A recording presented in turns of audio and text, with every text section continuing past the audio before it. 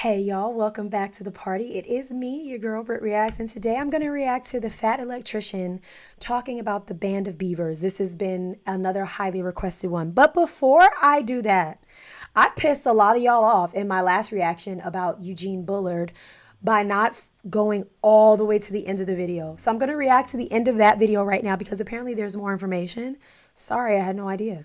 And then we'll get into Band of Beavers, okay? Okay. All right. I'm sorry. Don't be mad at me. I had no clue. Support the channels. Go buy some merch over at thefatelectrician.com. Quack bang. Out.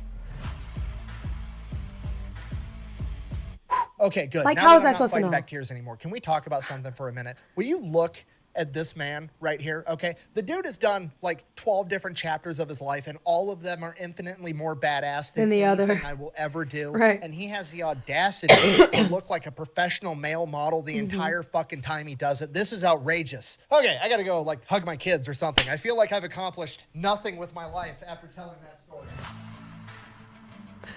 That was worth going back. That was worth, I mean, truly, he's beautiful.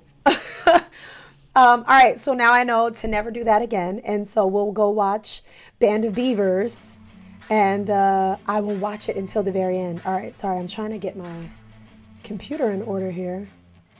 All right, let's get to Band of Beavers.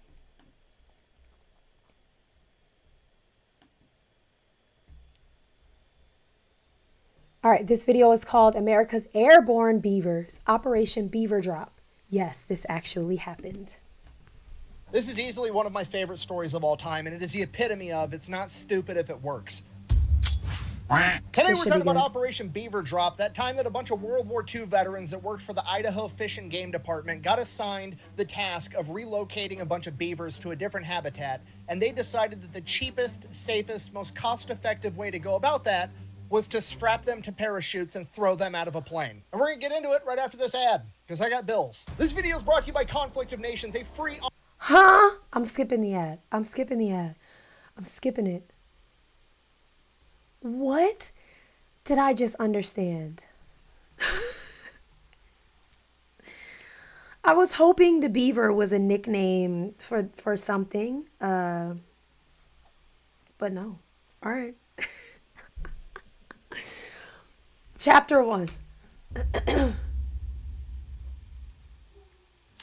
All right, let's just take this from the top. Beavers, okay, one of my favorite animals. Why? Because I believe it is the animal that is most similar to humans. I know what you're going to say. You're going to say, what about monkeys? What about apes? What about chimpanzees? They've all got thumbs and they poke shit with sticks and they eat bananas just like people do. That's fine. I understand that they're very similar to people, but beavers are the most similar to humans in spirit. We are the only animals on the planet with the audacity to walk into a new ecosystem and be like, wow, I want to change everything this. about this. I could A, migrate, but I'm not going to do that. I'm going to go with option B and change everything about the world around me to make it suit me better and fuck everybody else. Now, do I enjoy the wetlands that beavers create with their dams? No, it's not my jam. However, game recognized game, because when a beaver sees running water and is like, "You gonna do this? Okay, fine." That's all I needed for him to do that, and it became personal with me. it's no different than when it's July and it's hot out and I decide to turn my air conditioner on so I can domesticate the wind so that my balls aren't hot, okay? It's about changing the environment around you rather than changing yourself. Okay, it's just that species-wide main character energy of I don't need to evolve anymore, I'm perfect how I am, I'm going to evolve the world around me to some shit that I like more. So, while I have a great childish respect for beavers, unfortunately for the beavers, between the 15, 16, 17, 1800s, their furs made dope-ass hats and they were really popular all across Europe, and the beavers were almost hunted to extinction for their pelts. Okay, and as I'm sure you can imagine, no beavers means no beaver dams means no wetlands, and no wetlands messes up the entire ecosystem. Okay, we can't have it. We got to quit killing all the beavers. So the early 1900s. That was so much information. I'm not sure I've seen a beaver in real life. Maybe at the zoo. But like, to me, when I think of beaver, I think of Chronicles of Narnia. You're going to judge me so hard for that. Whatever. Okay, I'm not a nature girl. I slept through most of like the important classes in high school. And so, you know, judge your mom, not me. And so I was just soaking up all that information. Beaver hats and things. Okay, so they needed to save the beavers from humans. Is that what I'm understanding? Which is why they were yeeting them out of planes with parachutes? Hundreds people realize this, they put protections on the beavers, and we quit trying to hunt them to extinction and actually try to help encourage their population to build back up, okay? Fast forward like 50 years, 1945, 1946, right around then, all the young men that went off and fought World War II are coming back home. They got a bunch of money from fighting that war. They want to get a wife, build a house, have some kids, do people things. So they start expanding. And one of the places this happens in is a town called McCall, Idaho. And they start expanding and the town gets bigger and bigger. And eventually it displaces a bunch of beavers that have been out in the woods doing beaver things for hundreds of years. And these new beavers get displaced and they go out and they start fucking up a bunch of farmers' fields and irrigation systems. And it gets to the point that the people in the town are just going to start shooting these beavers because they're messing everything up. At this point, the Idaho Fish and Game Department, presumably also full of World War I and World War II veterans, steps in and they're like, no, we're not gonna kill these beavers. These guys are awesome. They do a lot for the environment. We're gonna take them. We'll move them somewhere else where they can thrive. We're not killing beavers. We're just relocating them. So here's the plan. They're gonna capture the beavers alive. They're gonna drive them as far as they can on road. That's crazy. There's a show that talks about this. Back there on his safe, right there. Are those, they look like sonograms.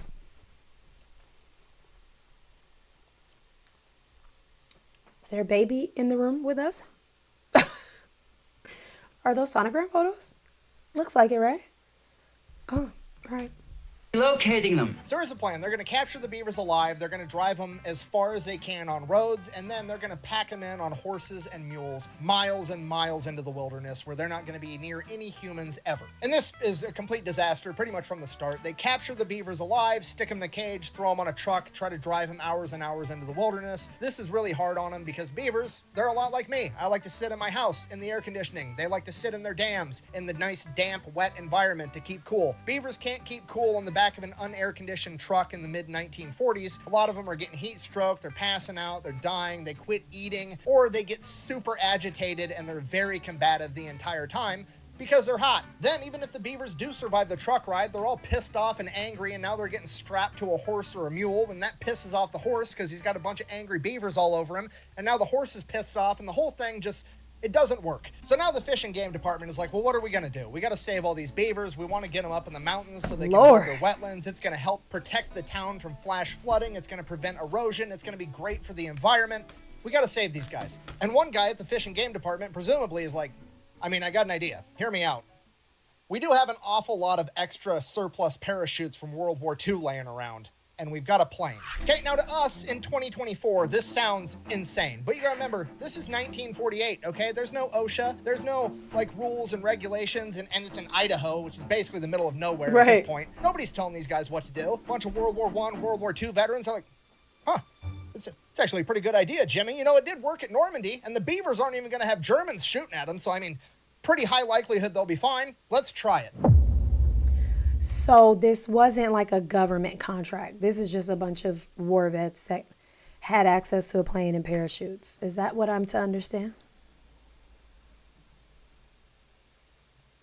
Okay.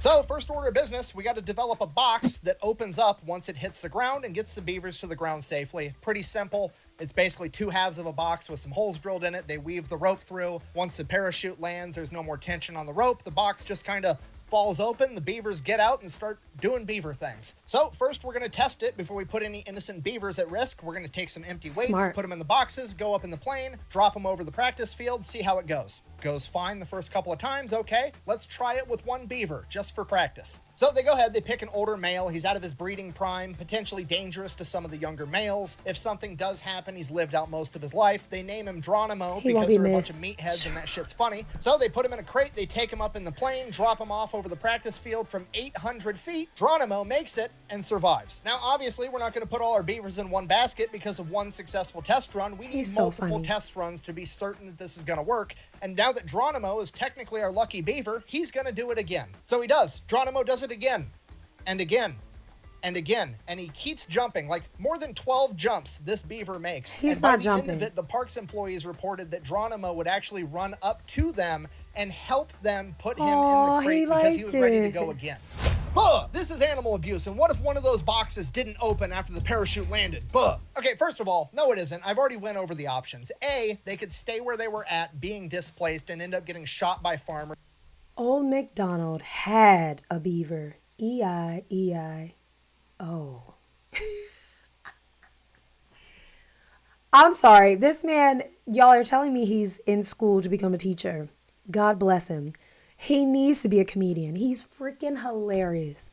For messing up their crops. B, they could spend days in transit on the truck and on a pack mule suffering and potentially dying. Or C, we can throw them in an airplane, fly them there in 15 minutes, and then throw them out the side. They can get their jump wings while they're doing their Band of Beavers reenactment, okay? It's literally the best option. Okay, secondly, why are you worried about the box not opening? Like, did you think about this at all? It's a pine box, and that's a beaver, okay? Literally the only animal in the animal kingdom known for cutting down trees with its fucking face. I have the utmost confidence that if one of those boxes malfunctions, the beaver is going to figure it out. All right, so now they have their beaver delivery method. They develop a plan. They pick out a bunch of different locations. The fact that he had to break that down is hilarious. Okay.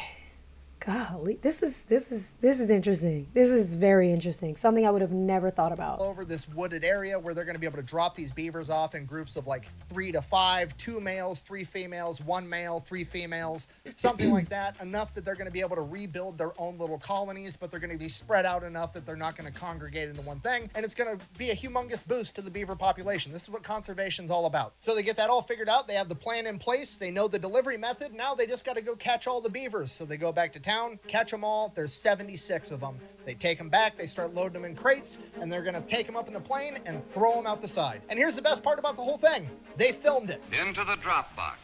Nearly ready for that flight back into the mountains. And this is where you can really start to see that this is a different time. I mean, look at this absolute Chad just manhandling this beaver into that crate with no safety equipment, no gloves, no... That's how I manhandle my toddler. Like, sir, sit down.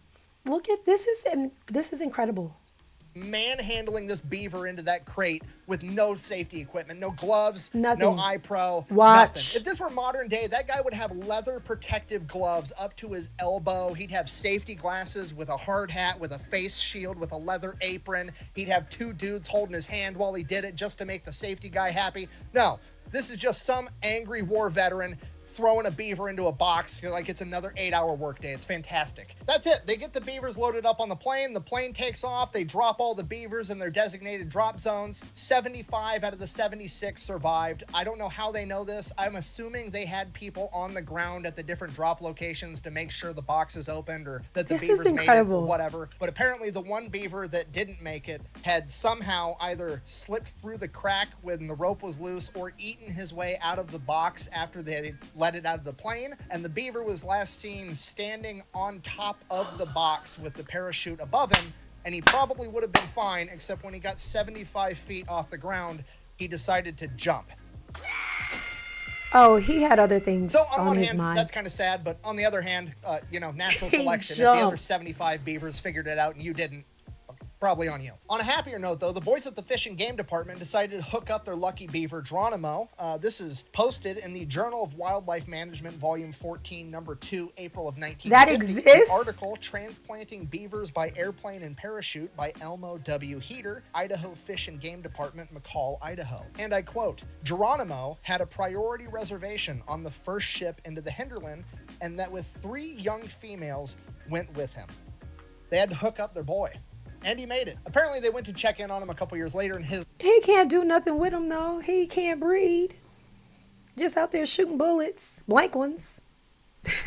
Blanks. New colony was, and I quote, very well established. And Geronimo was not unique in that because pretty much every drop zone ended up turning into a thriving beaver colony in the following years because they kept tabs on this entire thing. And not only did it work, it was also super cost effective because according to this journal, the cost of transplanting one of these colonies was $30. It was $2 for the box, $16 for the surplus cargo parachute, and the flight time, man hours, and fuel totaled to $12 for a total of $30 per colony. And just to be clear, that's the actual crazy part about this story. It's not the fact that they actually had airborne beavers to go save the environment. No, that seems pretty reasonable. The crazy part is that these guys back in the 1940s managed to get the job done, have fun, and record it, and they did it for like $300 to $500. Because we all know in modern times, if they wanted to do this, there'd have to be like a 15-year environmental impact study that costs the U.S. taxpayers $25 million just so that the government could determine that if you drop beavers off in the forest, they will in fact do what beavers do. And then once the government goes ahead and says it is in fact okay to put beavers in the woods, it's going to take another 10 years for Lockheed Martin and Boeing to bid on the contract worth $100 million to relocate 100 beavers into the woods. Is it just me, or was that the stupidest thing we've ever seen? Oh my gosh, this is so nostalgic. I can't remember the name of this show, but this was like the Ren and Stimpy era. Wow. They weren't from Ren and Stimpy, were they? No. This is incredible. And yeah, I mean, it just goes to show like nothing is that complicated. If you have the will and the way, you simply just get it done. But everything is, you know, got to be a big to-do. This is such an incredible story. Sorry, I'm ranting. In conclusion, the moral of the story is if it sounds dumb, but it works, it's not that dumb. And sometimes it's ridiculously cost effective to just let people do their job. Also, beavers are cool, and airborne beavers are even cooler. And this has been the story of America's band of beavers, the airborne paratrooper beavers that went in to save the environment. Thank you for watching. Best way to support the channel is go buy some merch over to thefatelectrician.com. Quack, bang, out. I love his sign off. I didn't make a single vagina joke in that entire video. I'm finally maturing. Oh, and one more thing. Don't forget to go check out Conflict of Nations, okay? You get to pick your own country, mainly the United States. Otherwise, let's face it, you're just competing for second place. Don't forget to use my code down below to get the freebies. I'm gonna go conquer Wisconsin. Why? Because they've got spotted cow beer, and I want some. Sir, just so we're clear, the angry beaver This is great. Should I watch that too? is a kid's cartoon.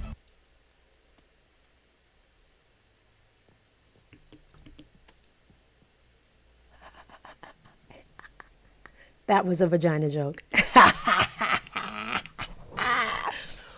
He's great. This is great. I see something here that says devil duck. What the heck is that? Do I need to react to that? When Marines took a duck into battle in World War II. Oh, good Lord. I'll add it. It's in queue. Don't worry.